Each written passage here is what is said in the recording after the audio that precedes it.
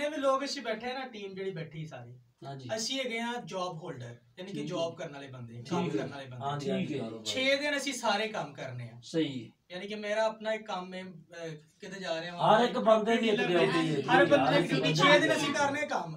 ਤੇ 7ਵੇਂ ਦਿਨ ਜਿਹੜਾ ਖੁਦਾ ਨੇ ਸਾਨੂੰ ਖਿਦਮਤ ਦਿੱਤੀ ਹੈ ਨਾ, ਖਾਸ ਤੌਰ ਤੇ ਉਹ ਹੈਗੀ ਹੈ ਬੈਕਵਰਡ ਏਰੀਆ ਦੀ। ਭੱਠਿਆਂ ਤੇ ਜਾਣਾ ਤੇ ਇਹਨਾਂ ਜਗ੍ਹਾ ਤੇ ਜਾ ਕੇ ਅਸੀਂ ਜਾਣਾ ਕਿ ਕੋਸ਼ਿਸ਼ ਕਰਨੇ ਕਿ ਬੱਚਿਆਂ ਤੇ ਧਿਆਨ ਦਿੱਤਾ ਜਾਏ, फिर उस तो बाद बड़िया जोड़ना कि सच्चाई तो वाकफ करवाया जाए, खुदा दा कलाम जिन्हें कि सिखाया जाए।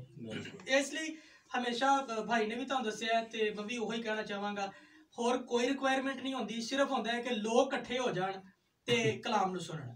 जेड़ा टाइम दे दिता जाएगा फिर उस टाइम ते तुसी जमा होना इंशाअल्लाह जी, जमा होना। क्योंकि ਅਸੀਂ मैं हां जी कसूर ते रायगढ़ दे दरमियान च एक कस्बा है रौखान वाला, हां जी ਉੱਥੋਂ तो मैं बिलोंग करना। ठीक है जी। कुछ भाई लाहौर दे ने ते ਹੈਗੇ ਨੇ ਆਪਣਾ ਲੁਧਿਆਣਾ की कांग्रीगेशन ਦੇ ਵਿੱਚ ਜੀ। ਮੈਂ ਖੁਦ ਪ੍ਰੀਸਟਰੀ ਵਰਕ ਕਰਨਾ ਵਾ ਤੇ ਬਾਈ ਵਾਲੀ ਕੱਚੀ ਕੋਠੀ ਉੱਥੇ ਪਾਦਰੀ ਦਾ ਖਿਦਮਤ ਦਾ ਕੰਮ ਕਰਦਾ। ਅਸੀਂ ਸਾਰੇ ਖੁਦਾ ਦੇ ਖਾਤਮ ਆ ਜੀ। ਅੱਲਾਹ ਅਦਨਾ ਦੇ ਛੋਟੇ ਜਿਹੇ ਖਾਤਮ ਆ ਜੀ, ਨੌਕਰ ਆਉਂਦੇ ਜੀ। ਹਾਂ ਜੀ ਵੇਖੋ ਜੀ, ਅੱਲਾਹ ਮਦਦ ਕਰੇ।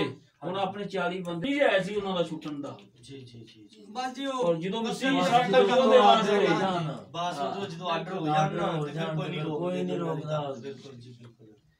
ਤੇ ਇਸ ਲਈ ਸਰ ਮੈਂ ਨਾ ਫੋਨ ਤੇ ਤੁਹਾਨੂੰ ਫਿਰ ਟਾਈਮ ਫਿਕਸ ਕਰ ਲਾਂਗੇ। ਐਕਚੁਅਲੀ ਨਾ ਇੱਕ ਸਾਈਡ ਤੋਂ ਸ਼ੁਰੂ ਹੋਣਾ ਹੁੰਦਾ ਹੈ, ਇੱਕ ਪੱਠੇ ਤੇ ਇਬਾਦਤ, ਫਿਰ ਦੂਸਰੇ ਤੇ, ਫਿਰ ਤੀਸਰਾ, ਚੌਥਾ, ਪੰਜਵਾਂ ਇੰਜ ਕਰਦੇ ਕਰਦੇ ਤੁਹਾਡੇ ਕੋਲ ਪਹੁੰਚਣਾ। ਤੇ ਫਿਰ ਜਿਹੜਾ ਟਾਈਮ ਦੇ ਦੇਣਾ ਫਿਰ ਉਸੇ 1.5 ਘੰਟੇ ਦੇ ਅੰਦਰ ਅੰਦਰ ਨੇ ਤੋਂ ਕਲੋਜ਼ ਕਰਕੇ ਫਿਰ ਕਲੋਜ਼ ਕਰਕੇ ਵਿਵਾਮ ਜਿਹੜੀ ਤੁਹਾਡੇ ਆਉਣ ਤੋਂ ਅੱਗੇ ਇਕੱਠੀ ਹੋਈ ਹੋਵੇ ਤਾਂ ਫਿਰ ਟਾਈਮ ਬਚ ਜਾਇਆ ਕਰੇਗਾ। ਸਭ ਜੋ ਜਿਹੜਾ ਅੱਜ ਅਸਲ ਦਾ ਪੱਠਾ ਹੈ ਜਲੇਗੀ ਰਸਾਰਨ ਕੀ। ਹਾਂ ਜੀ ਹਾਂ ਜੀ। ਉੱਥੇ ਵੀ ਆਪਣਾ ਤਬਕਾ ਹੈ, ਉੱਥੇ ਨਹੀਂ ਜੀ ਆਪਣਾ ਉਹ ਤੁਸੀਂ जाओगे ना, आगे तुसी जाओगे ना जल्ले क्या जो निकल के आगे आप है। आसमान तेरा तख्त है और जमीन तेरे पांव की चौकी है।